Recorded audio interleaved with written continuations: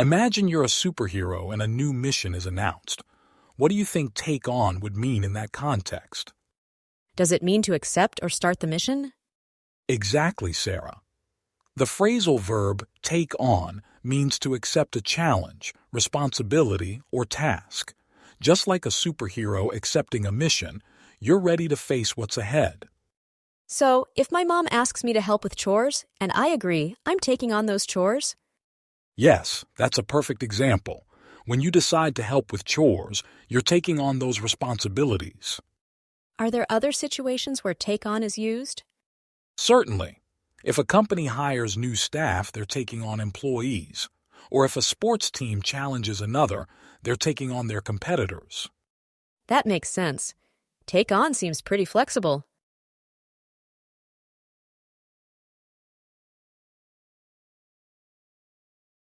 Mr. Davis, I heard someone say they got laid off from work. What does that mean? Great question, Sarah. The phrasal verb lay off means to stop employing someone because there isn't enough work or money to keep them. It's not about the person doing a bad job, it's more about the company's situation. So it's not like being fired then? Exactly. Being fired is usually because of personal performance issues, whereas a layoff is due to reasons like budget cuts or downsizing. It's important to know the difference. Oh, I see. Do people who are laid off get any help? Yes, often companies offer severance packages which include a final payment and possibly some help finding a new job. Additionally, some may apply for unemployment benefits until they find new work. That makes sense. So, layoff is more about the company's problems, not the employee's fault. Exactly, Sarah. It's an external situation, not personal.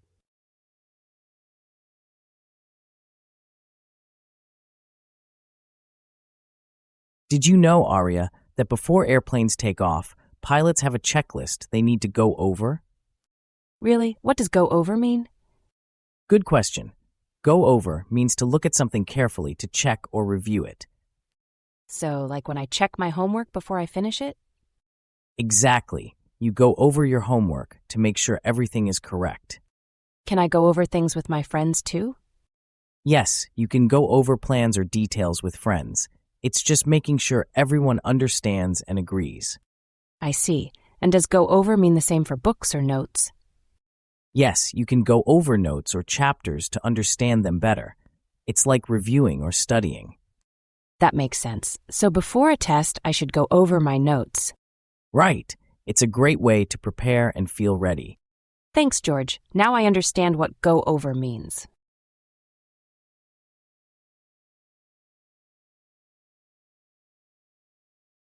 Today we'll talk about the phrasal verb carry out. Are you familiar with it? I've heard it before, but I'm not sure what it means. Could you explain it? Of course. Simply carry out means to perform or complete a task or activity. For example, if you carry out a project, you're doing everything necessary to finish it. So, if I have a school project and I do all the work needed, I'm carrying out the project? Exactly. It's like when you carry out instructions from a teacher. You follow the steps to complete your work. Okay, that makes sense. Can it be used at home too? Yes, definitely. If your parents ask you to carry out a task like cleaning your room, it means you're responsible for completing that task. I see. Carry out is just about finishing what you start, right? That's a great way to put it, Sarah. Remember, it's often about fulfilling responsibilities. Thanks, Mr. Davis. I understand it much better now. You're welcome, Sarah. Keep practicing and it'll become second nature.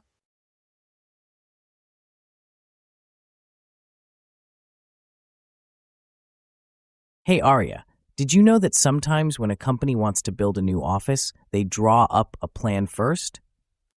Interesting, George. What does draw up mean exactly? Draw up is a phrasal verb. It means to create or write something, like a document or a plan. Ah, so it's like when I write a list of groceries before going shopping? Exactly. When you draw up a grocery list, you're making a plan for what you need to buy. Got it. So if I draw up a list, I'm preparing it or organizing my thoughts, right? Yes, that's right. Draw up involves thinking about what you need and writing it down. Okay, can we draw up other things like rules or schedules? Definitely. You can draw up rules for a game or a schedule for your week. It's all about organizing details. Makes sense. Thanks, George. Now I understand how to use draw up better.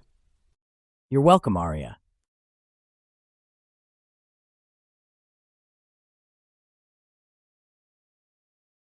Today I want to explain the phrasal verb call off. Do you know what it means? Hi, Mr. Davis. I think it has something to do with canceling plans, right? Exactly. Call off means to cancel an event or an activity. For instance, if a meeting is no longer happening, you can say it has been called off. Got it. So, is it only used for meetings and events, or can it be used in other situations? Good question. It's mostly used for events, meetings, or appointments. You wouldn't typically use it for canceling a subscription, for example. Okay, that makes sense. Can you give me an example sentence? Sure. Due to the heavy rain, the soccer match was called off. That's a clear example. So the match was canceled because of the weather. Exactly, Sarah. You're getting the hang of it. Remember, call off always refers to canceling something planned. Thanks, Mr. Davis. That helps a lot.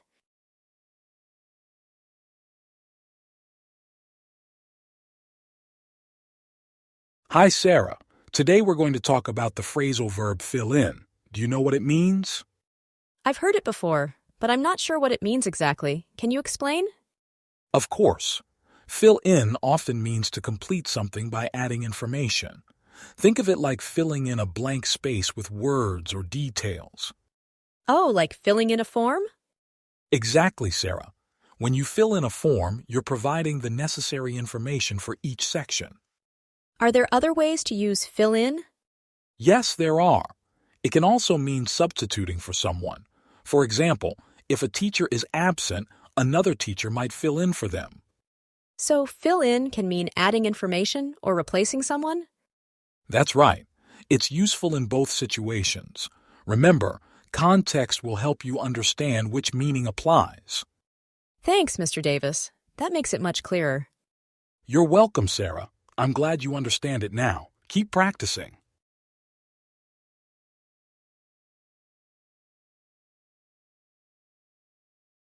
Have you ever seen how a tent is put together at a campsite?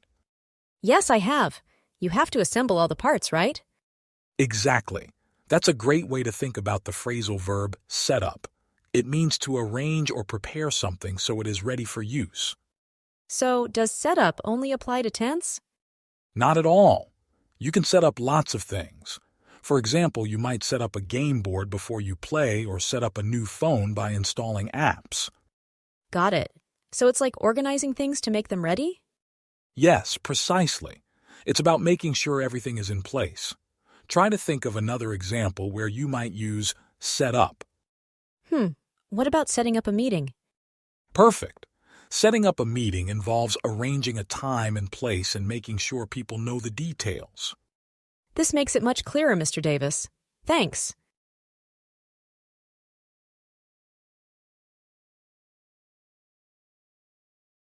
Today, let's talk about the phrasal verb follow up.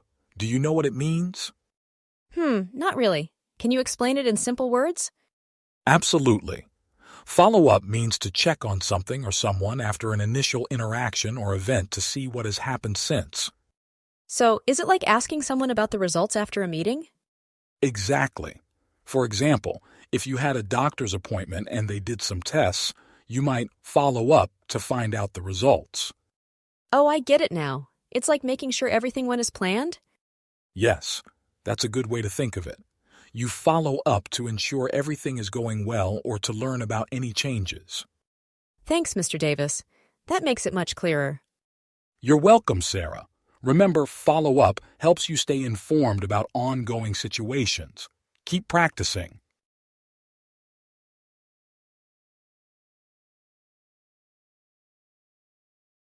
Hi, Sarah. Today you asked about the phrasal verb bring up. Do you have any idea what it means? I think it's used when you start talking about a new subject. Exactly. Bring up means to introduce a topic or mention something in conversation. For example, if you're in a meeting and you want to discuss next year's budget, you would bring up that topic. So it's like introducing something into the conversation? Yes, precisely. You can use it in a variety of situations, both formal and informal. Can you think of a situation where you might use bring up? Maybe if I want to discuss a problem with a classmate, I could bring up the issue during our study session? That's a perfect example. Remember, the context usually dictates how you use it, but it's great for directing the flow of a conversation. Thanks, Mr. Davis. Learning about phrasal verbs is really interesting.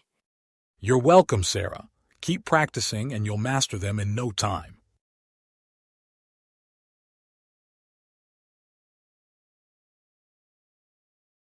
Last week, I wanted to go to the movies with my friend, but he said no. Why did he say no? He turned down my offer. You know what turn down means? I think so. It's like saying no, right? Yes, turn down means to refuse something. You can turn down an offer, a job, or even a chance. What if you ask someone for advice and they say no? Is that turning down too? Exactly, Arya. If someone refuses to help, they turn down your request. Can you use it in another sentence? Sure. Imagine you ask someone to join a party and they say no. They turn down the invitation. Got it. So if I ask my sister to lend me a book and she says no, she turned me down? Perfect example. You've got the idea. Thanks, George.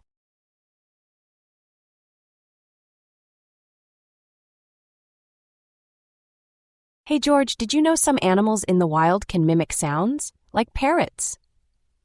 That's cool, Arya. It makes me want to learn more. Yes, it's so interesting. I read about it yesterday. Now I want to look into other amazing animal facts. Look into. What does that mean? Good question. Look into means to search or find more information about something. Oh, I see. So if I want to learn about parrots, I look into them. Exactly. You look into books or the internet to get more details. That's useful. Can I use it in other situations? Yes, you can use it anytime you want to learn or investigate more about something. Like if we want to look into how animals mimic sounds, we can read more? Yes, that's the perfect way to use look into. Thanks, Arya. You explained it well. Now, I will look into parrots soon. You're welcome, George.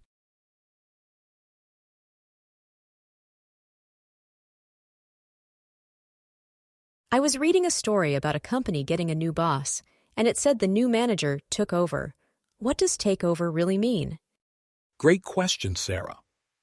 Take over is a phrasal verb that means to assume control or responsibility from someone else, like when a new manager starts running a company or project. Oh, so does it mean replacing someone? Exactly. It often involves one person or group replacing another in a position of authority or responsibility. Can it happen in situations other than companies? Yes, it can.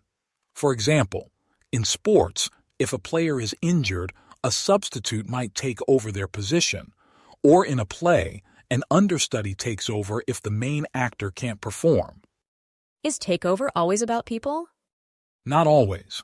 It can refer to machines or technology taking over tasks humans used to do, like when a self-driving car navigates instead of a human driver.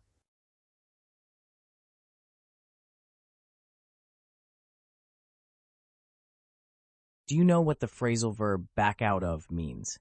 Hey, George, can you explain it to me? Of course. Back out of means deciding not to do something you agreed to do. Oh, like when you cancel plans with a friend. Exactly. Let's say you promise to help a friend move on Saturday, but then you decide not to. You're backing out of the plan. So it means changing your mind? Yes, but specifically about something you agreed to before, like backing out of a commitment. Is it always a bad thing to back out of something?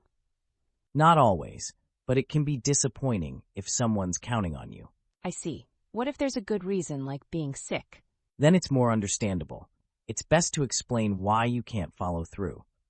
Okay, George, thanks. I'll remember that.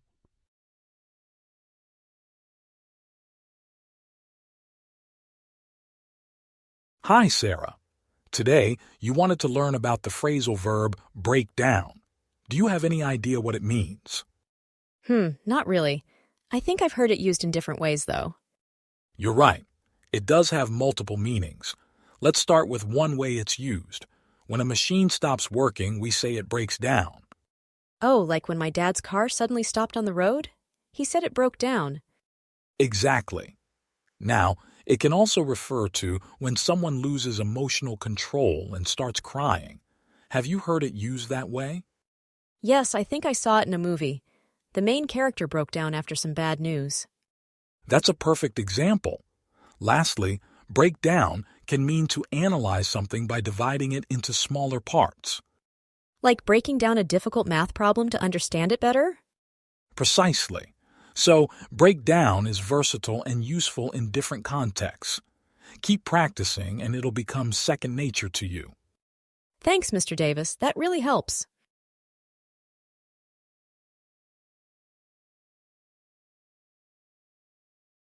Hi, Arya. I heard you wanted to learn about the phrasal verb bring in. Do you know what it means? Not really, George. Can you explain it simply? Sure. Bring in means to take something or someone inside a place.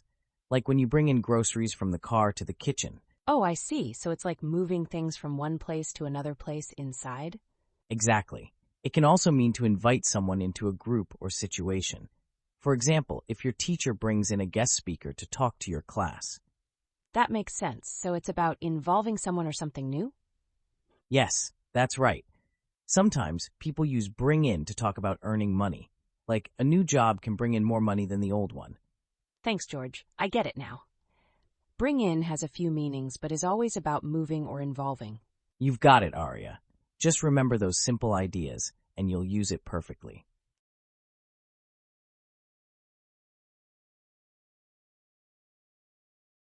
Arya, have you ever heard someone say they want to step down? I think I've heard it somewhere. What does it mean? Step down means to leave a job or position, usually if it's an important one. Oh, like when a manager stops being in charge? Exactly. When a manager or a leader no longer wants to hold their job, they step down. It's kind of like resigning, right? That's right. It's a way to say you're leaving a position, but usually in a polite way. I see. Do people only step down from important jobs? Mostly yes. It's often used for high positions, like when a president steps down. Does it mean they did something wrong? Not always. Sometimes they step down to relax, or maybe to do something new. Thanks, George.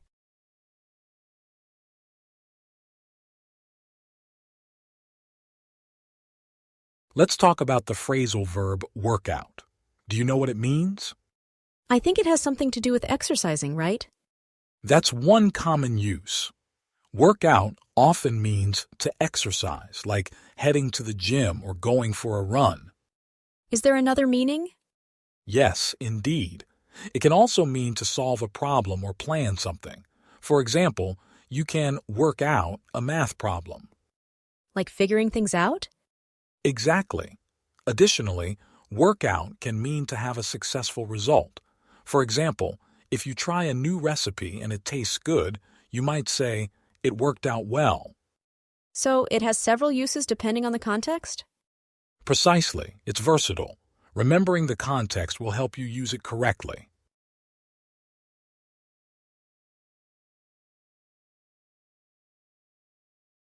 Sarah, have you ever tried to run alongside a train? No, I haven't. That sounds impossible. Exactly. And that's a bit like trying to keep up with something. Do you know what keep up with means? Not really. Is it about staying at the same speed or level? Yes, exactly. Keep up with means to stay at the same pace or remain informed or equal with someone or something. So if I'm trying to keep up with my schoolwork, I'm staying on top of my assignments? That's right. You're making sure you don't fall behind. It also applies to trends or technology like keeping up with the latest phone apps. I see. It's about not getting left behind, like trying to stay up to date with everything happening. Precisely, Sarah. It could even be keeping up with friends' news on social media. Got it. Thanks for making it clear, Mr. Davis.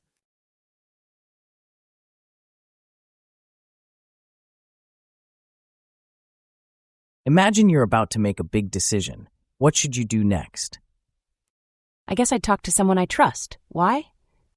Exactly. And that's where run by comes in. It means to share an idea with someone to get their opinion. Oh, so if I have a plan, I can run it by my friend to see what they think. Right. It's like saying, hey, let me tell you my idea, and you tell me what you think. That makes sense. So it's kind of asking for advice? Yes, and it's useful at work too. Workers often run by ideas with their boss before moving forward. It sounds important to make sure everyone agrees. Exactly. It's a good way to avoid mistakes. And it helps with teamwork, right? You got it. Sharing ideas makes for better decisions. Thanks, George. Now I can run by my plans with more confidence.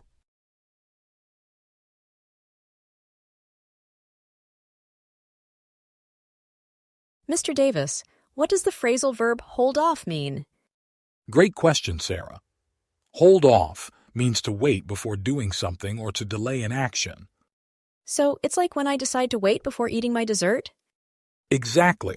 You can say you're holding off on eating dessert until later. Can it be used in other situations too? Yes. For example, if it's about to rain, you might hold off on going for a walk until the weather improves. Oh, like when my mom waits before buying new shoes during a sale? Yes, she's holding off on buying shoes until the sale begins to get a better deal. Does it always mean delaying? Mostly, but it can also mean to keep something away, like holding off bugs with a spray. I see. So it helps in making decisions too? Definitely. Holding off can give you time to think and make better choices. Thanks, Mr. Davis. Now I understand hold off much better.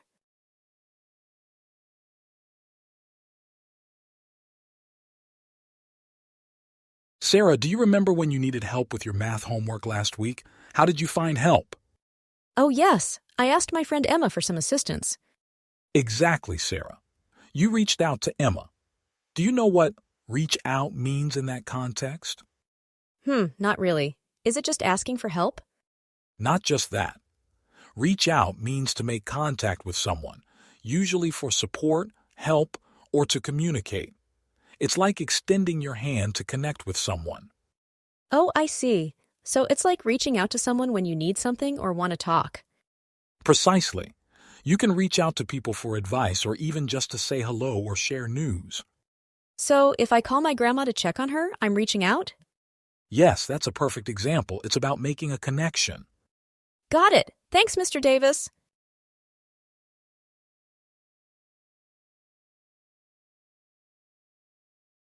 Have you ever been in a situation where you had to stop doing something and leave quickly? Yes, I have. Why do you ask, George? I want to explain a phrase that describes just that. It's pull out. Pull out. What does it mean exactly? To pull out means to stop doing an activity and leave or withdraw from a situation. Can you give me an example? Sure. Imagine you're at a party, but it gets too late. You decide to pull out and go home. So it's like leaving or stopping what you are doing. Exactly. Another way could be if a team pulls out of a game because of bad weather. Oh, I see. It's useful. Is there another situation? Yes, if a company pulls out of a business deal, they decide not to do it. Got it. So it's about stopping or leaving something. That's right, Aria.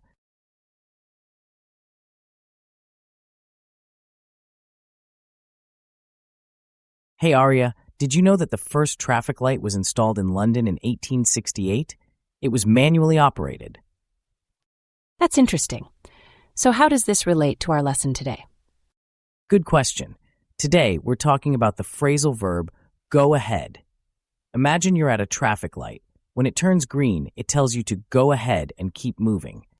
Oh, I see. So go ahead means to move forward or continue.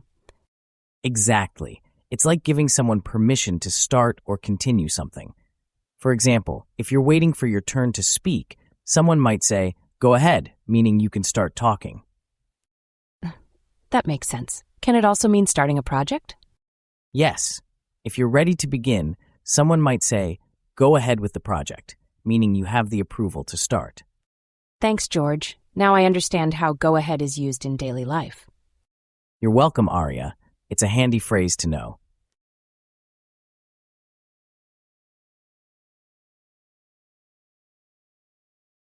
Mr. Davis, can you explain to me what follow-through means?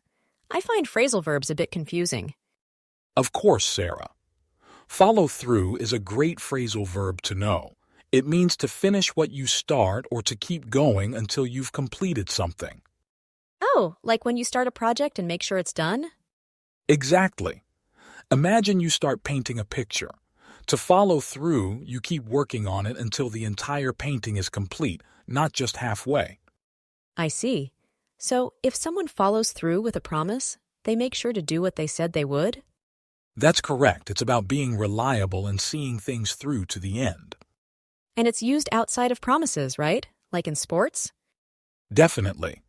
In sports, like tennis or golf, follow through is part of the action to ensure a good swing or shot. Thanks, Mr. Davis. I understand follow through much better now. You're welcome, Sarah. Remember, following through shows commitment. Keep it up.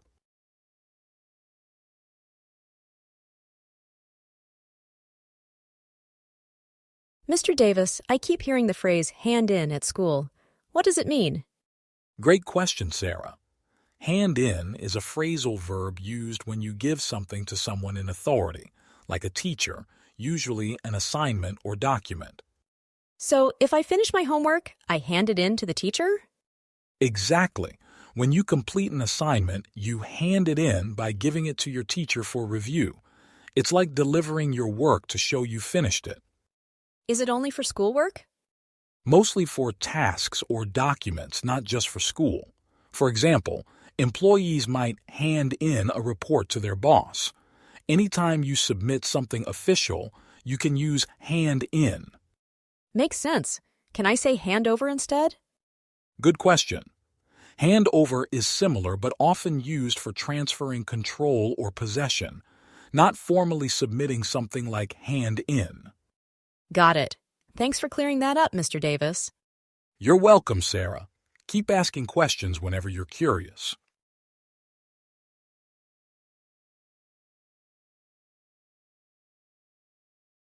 Do you know what the phrasal verb look over means? Hi, George. Not really. Is it like look at? Close, but look over means to check or review something. Oh, like check homework or read a paper. Exactly. When you look over homework, you read it to make sure it's correct. What else can you look over?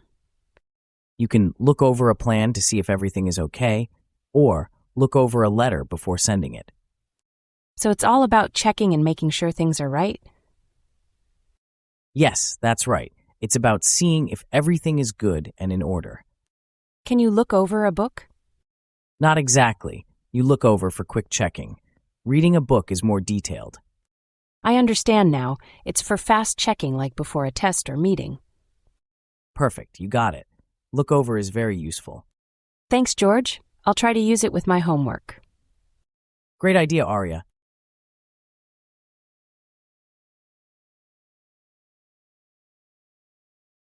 Arya, can you think of a time when someone needed to do more than usual? Maybe when my brother helped clean the house. Exactly. That is what we call step up. It means doing more, taking more responsibility. Like when you take charge? Yes, just like that. If a team captain is sick, another player might step up to lead. Like helping out when it's really needed? Right. It's about doing extra to help others or a situation. Can you use it at work too? Absolutely. If your manager is away, someone might step up to keep things running smoothly. I see. Is it positive action? Very positive. It shows you are ready to help and lead. It sounds important. Can anyone step up? Yes, anyone can step up. It's about being brave and ready to act. I want to try stepping up more often. Thanks, George.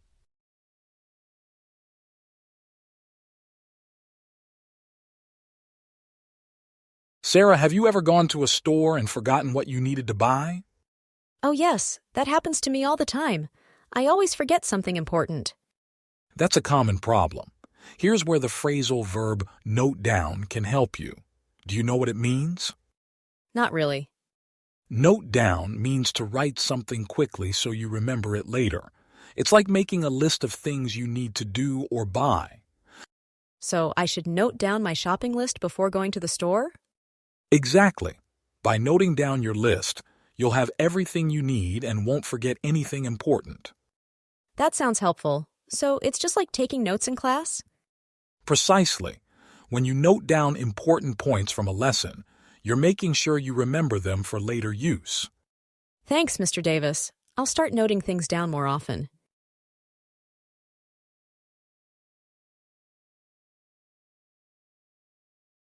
Hi, Sarah. Today, let's learn about a phrasal verb that's quite useful. Bring about. Do you know what it means? I'm not sure. Is it similar to carrying something over? Not exactly. Bring about means to cause something to happen or to lead to a change. It's often used when discussing changes or results. So if someone makes a change, is that bringing about the change? Yes, precisely.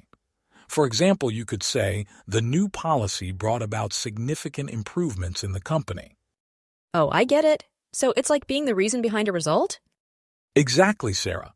It's about being the cause of something. Can you try using it in a sentence? Sure. The rain brought about a delay in the game. Perfect. That's a great example. The rain caused the delay, so it brought it about. Thanks, Mr. Davis. I'll remember how to use bring about now. You're welcome, Sarah. Keep practicing, and you'll master these phrasal verbs in no time.